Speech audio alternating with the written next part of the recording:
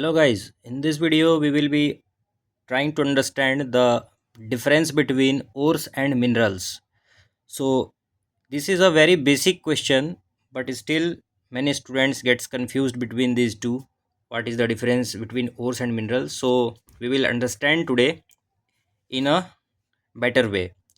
So first of all, here I have written ores and this column indicates the minerals characteristics. Okay.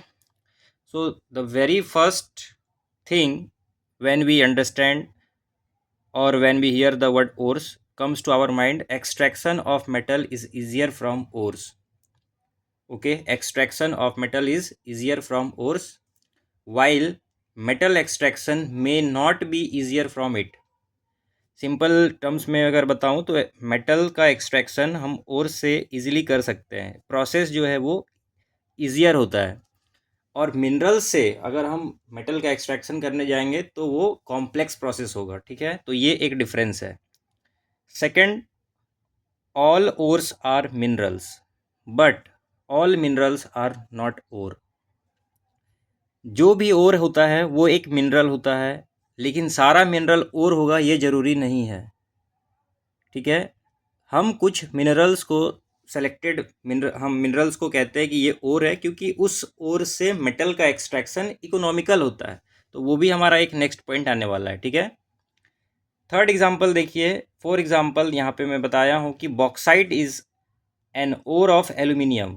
Bauxite जिसका chemical formula होता है Al2O3 2H2O।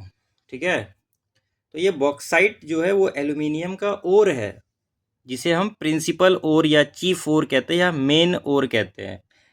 Metal का aluminium metal का extraction bauxite से किया जाता है। ठीक है, while cryolite is the mineral that also contain aluminium. Cryolite जो होता है उसमें भी एल्यूमिनियम कंटेंट होता है, बट हम उससे यूज़ नहीं करते हैं एज अ मेटल एक्सट्रैक्शन। ठीक है, उसे हम ओर की तरह ट्रीट नहीं कर रहे हैं यहाँ पे, तो वो हमारा मिनरल की कैटेगरी में आ गया। ठीक है, नेक्स्ट देखते हैं। Metal extraction from ore is economical. जो मैंने अभी आपको बताया कि ओर से मेटल का एक्सट्रैक्शन हमेशा इकोनॉमिकल होगा एज कंपेयर टू मिनरल्स। ठीक है, तो यहाँ पे है मेटल एक्सट्रैक्शन फ्रॉम मिनरल्स में be costlier comparatively.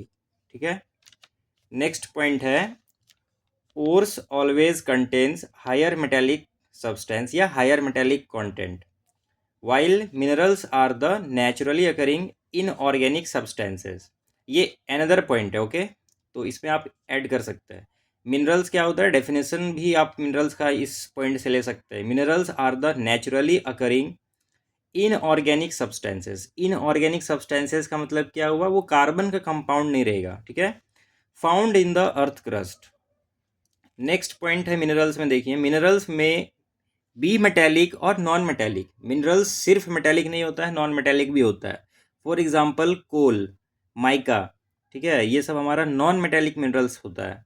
While metallic minerals में हम लोग जैसे हेमाटाइट, मैग्नेटाइट, बॉक्साइट, अगर लेड की बात करें तो गैलेना, ठीक है, एंजलेसाइट, सेरूसाइट, जिंका या जिंक ब्लेंड जिसे कहते हैं।